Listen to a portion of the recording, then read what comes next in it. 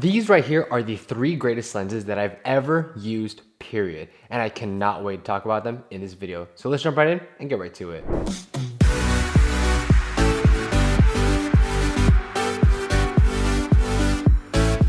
What's up, y'all? It's Project Photography back with another video, and today, before we get started, make sure to follow all my socials down in the description bar below. But you guys asked for it, and here it is. One of my best viewed videos last year was a video of me talking about the 3 best value lenses in the Nikon Z kit. And today we're gonna be doing a little bit of a different version. We're gonna be doing the best lenses I've ever used, period, for the Nikon Z system. Now, these lenses aren't based off of what is generally the best lenses ever, period, in the Nikon Z system. This is purely from my own experience. And this is essentially asking, what are the 3 best lenses that I've ever used to get the best images possible, hands down? And in the last video, I talked about, best value versus money. But today, money is no object. These are just the best lenses, period. So let's get right to it and start with the 3rd best lens. I'm gonna be going from 3rd, 2nd to 1st best lens in my kit. So first of all, the Nikon Z 14-30mm f4s. This is the 3rd best lens in my kit and the best wide angle I've ever used. And trust me, I've used a lot of them. As a landscape photographer, having a great wide angle lens is an absolute must. Even compared to something like the 17-28 or even the Nikon 12-28, this just triumphs all that for a few reasons. First of all, the image quality in particular is the best out of all of them. And this is really impressive coming from a 14mm lens. As 14mm is very wide and we're getting incredible center sharpness as well as incredible corner sharpness. And for a lens that wide, we're talking about extreme focal lengths where we capture everything in the image, and to even see the corners that sharp with a lens like this is incredibly impressive. It's great for stuff like focus stacking in particular, where we do have that foreground element and we are able to get sharp images all the way throughout, from the foreground all the way to the background. And for a lens like this, we're able to exaggerate even more. Having that corner sharpness is even more important. On top of it, we have incredible micro contrast. I really feel like the images pop out of the 14-30. And it's not easy to say that about a lot of wide angle lenses. I do find that some other wide angles do tend to be a bit flatter. The micro contrast here is not a problem at all. On top of it, we have incredible color rendition. And for a wide angle in particular, we can see that sometimes that wide angles have a bit of teal in the blues and just not as pleasing colors overall. We do not have that issue here at all with the 14-30.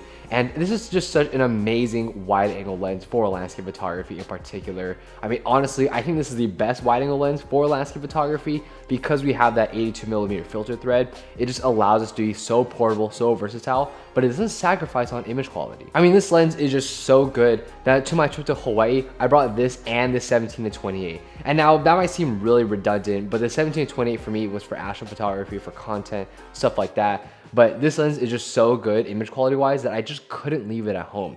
Even on trips where I found myself just bringing the 17-28, I would miss having the 14-30. And we get 0 chromatic aberrations, even in high contrast scenarios. And majority of the time, I am shooting in very high contrast scenarios. And it's really easy to see those purple and green fringing.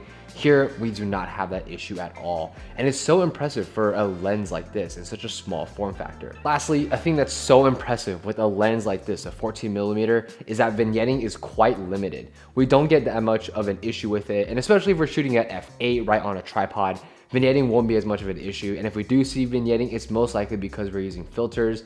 I just feel like image quality wise, this is the best wide angle I've ever used. I cannot stress that enough. There's just so many qualities about wide angles that deteriorate when it comes to image quality. I mean, we're talking about corner sharpness, we're talking about the color sometimes, we're talking about flatness of image. I just feel like none of those are an issue with the 14-30, and that's why it's the best wide angle lens I've ever used and the 3rd best lens in my Nikon Z kit. So now let's take a quick break, talk about Mint Mobile before we talk about the 2nd best lens. Have you ever thought about why your phone bill is so high? Well, luckily for you, our partners over at Mint Mobile can help you with that. Mint Mobile offers premium wireless for as low as $15 a month and doesn't sacrifice on coverage, speed, or data.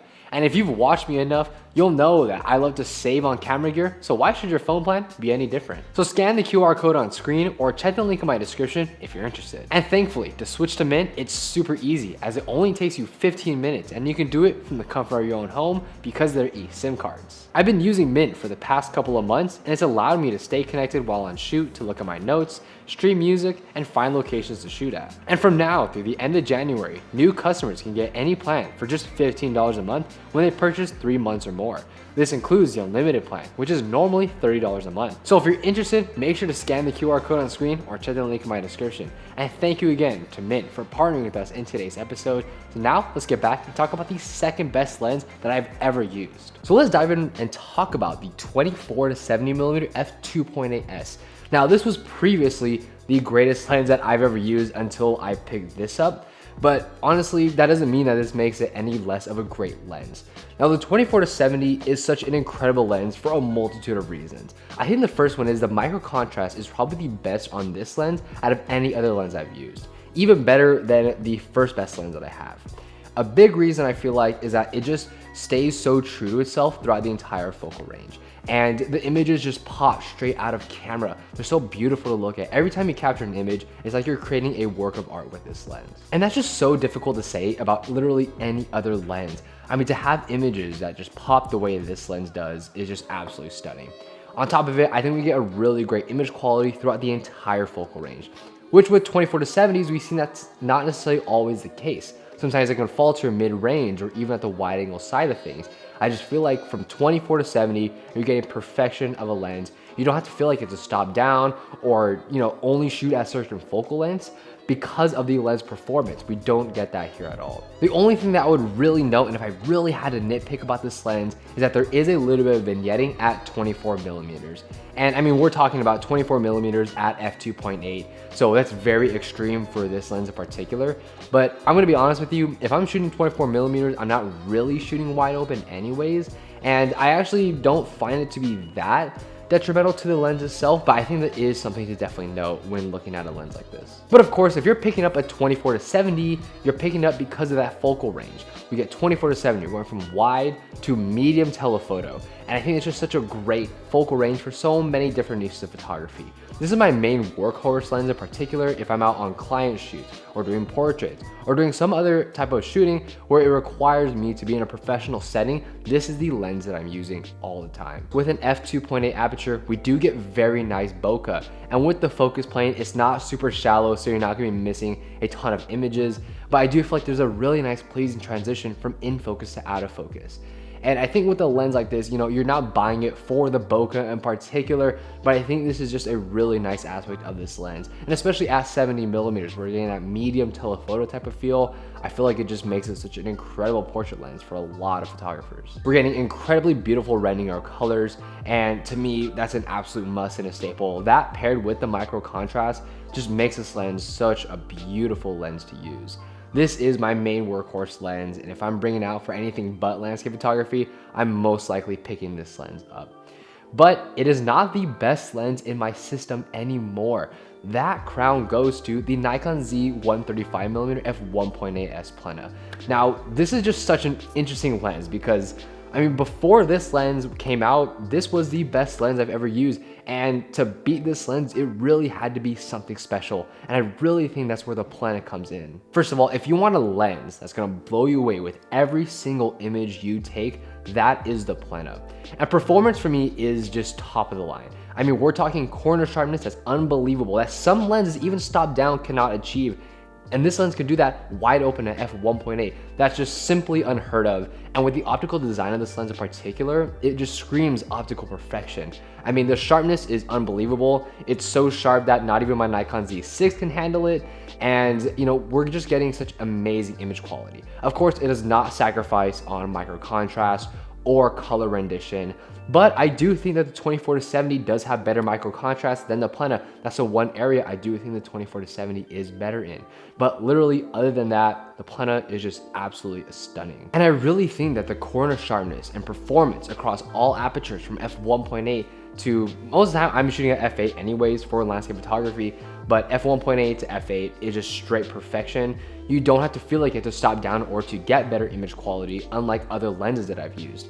You can use this lens at any aperture and you're gonna get the same performance every single time.